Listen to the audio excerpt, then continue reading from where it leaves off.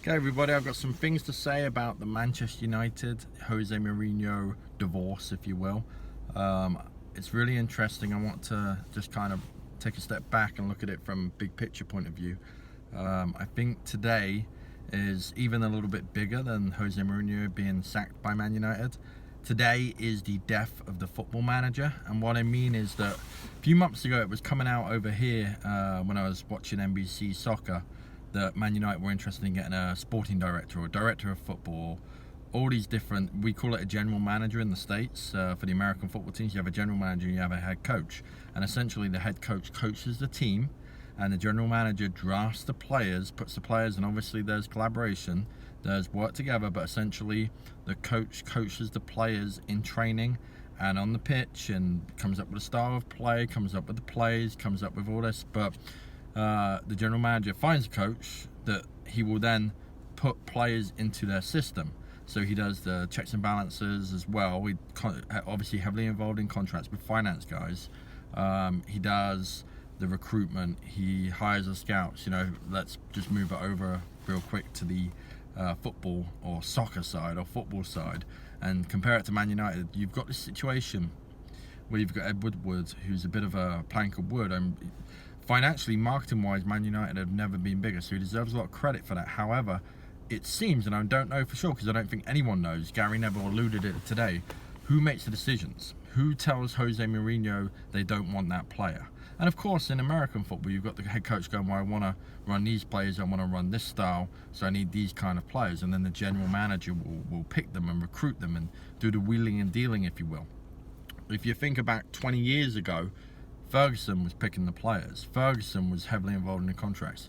Harry Redknapp, Arsene Wenger, all these big names, these kind of historic names in the Premier League era were heavily involved in the general manager or sporting director or football director role. And you could see Jose Mourinho was wanting to be that because he's from that era and he's from that cut as well. He wants control. However, that's not the way clearly the Man United board want to go. They want to go to the new brand, the Real Madrid brand, the Barcelona brand, the American football brand. And I'm not going to talk about which I think is better, but I will put a little caveat in that Graham Souness recently said something very interesting about him doing contracts at Liverpool and that being a massive regret because he was telling someone he wasn't going to pay him a certain amount of money and then putting his arm around him. It's very difficult to do that. So I think it's really interesting exploring that, and maybe I'll talk about like the differences and the positives and negatives moving forward. But if you look at Man United now, the problem is they don't have that director of football, and that would have been Jose Mourinho. He wanted to do the recruitment, he wanted to hire the scouts, he wanted to do these things, but they don't want to do that. United have 66 scouts right now. They were not hired by Jose Mourinho, not like in Ferguson's day where he would hire the scouts, okay?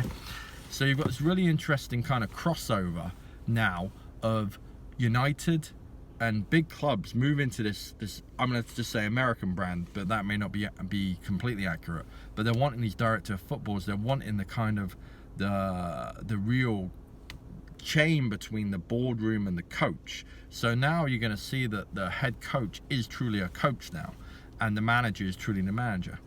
And the problem is Man United don't have a director of football because Ed Woodward's been kind of filling it, Mourinho's been filling it. But obviously with what Mourinho wanted in the summer, he didn't get. Well, that means that he doesn't have the director of football role. Now, so Ed Woodward, I'm presuming, is the one that said, no, we're not going to buy Maguire, or I can't even say the Spurs lad's name, Alderweireld, or, you know. It's interesting because then you've got this missing link, and Mourinho definitely was not happy with the fact that they were thinking about a football director of football, because he wants that control, he wants that hold on it. And so you've got a man, Ed Woodward, hiring, let's just presume it's him. He's hiring the coach. Well, I could have told you Mourinho is a fantastic manager. He's a successful manager. He builds with a defence. He has a stellar defence. He plays on the counter with blistering pace. I mean, people call his football boring. Well, it's not possession football necessarily. I mean, obviously there is a time to keep the ball and that can be the first line of defence, but his teams have always been built on it. He was talking about different styles he had, that's true, but they've always been built on a solid foundation of building from the back and moving forward. And he's never won 4-0. He's never won 5-0. He's always won 1-0, 2-0. He had that season in Real Madrid when he scored a lot of goals, but that was a lot of counter-attacking too. If you actually go back, I've watched a few of them games because I've always been interested in Jose Mourinho and Cristiano Ronaldo. So he was never going to be a fit at United. United play on the front foot, and that's the problem. United don't need to find identity. I've heard someone say that. I think Gary Neville, Roy Keane, someone like that said, we need to find an identity. We don't need to find an identity. We have an identity. We're an aggressive, attacking, play with your heart on your sleeve, but skillful club, okay? We care about, Gary Neville said it right, we care about the youth coming through. We care about the style of playing. We care about winning. Okay, you need all three things to be a successful Man United manager. That's pretty much all you need, is them three things. You've got to promote youth, you've got to get the team playing in an attractive manner, and you've got to win games. So that sounds simple. It's obviously very, very difficult. Ferguson did that extremely well, but so did Matt Busby. And then you saw that we had 20 years in the 70s and 80s where we were exactly where we are now. We were a big club, but a cup team because we didn't have our identity. We already have that identity. So you need a director of football to come in, and they need to understand that.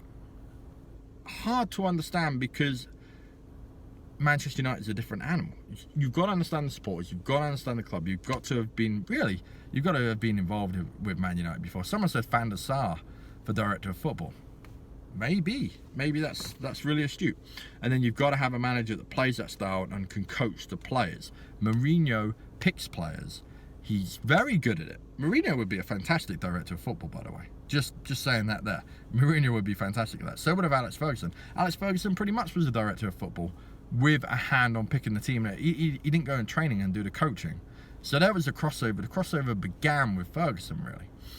Now you're in a situation where Mourinho still wants control of picking players. So that's not going to happen anymore, I don't think. And again, I don't even know if that's the right thing, because I think having a football man picking them players. But again, if you've got if you've got a Van der Sar, if you've got all these former players, director of football, who are astute, who are kind of businessmen too, that obviously that could be best case. So you've seen a death of the football manager today, I think, and I think that you'll see more and more, and it may flip and go the other way one day as well, but you'll see more and more over the next decade that you've got that general manager, I'm going to call it, in place, and you've got a coach, a true coach who gives his input on the players, or gives the kind of players he wants, doesn't even name players, the kind of players he wants, and the general manager will go and find them players, and he will coach and pick the side from the players the general manager produces for him. And that is where you're going. So I think that was the killer there. I think United decided they need to do that. I think probably they do right now, or they need to give Mourinho complete control, which they weren't willing to do. The summer shows that. And you need to get to a point where you have a coach. I do not know, honestly, what Liverpool do, but I do know what Arsenal are doing, what Tottenham are doing, what Chelsea are doing, and it is very much in that manner. And I feel like Liverpool are the same. So you're going to get there. That's where we're at. It's a sad day for United, because with Mourinho coming in, a proven successful manager, the most successful manager, you really thought this could be the time United could really turn this around. But they need to, as Gary Neville has been just saying all over the place recently, they need to hit the reset button, and they do need to get Woodward out of the football decision making. He does the marketing and finance brilliant. They need a director of football, and they need a head coach. Eddie Howe, I would say, would be perfect for that kind of setup. I'm just saying. You can argue about big club experience, but you don't gain big club experience until you coach a big club, by definition. So I mean, I think he would be great. Obviously, Pochettino is going to cost a ton of money, but he'd probably be good too. I'd really like I might even make another video. Maybe I'll start making videos, because something's got my goat up here.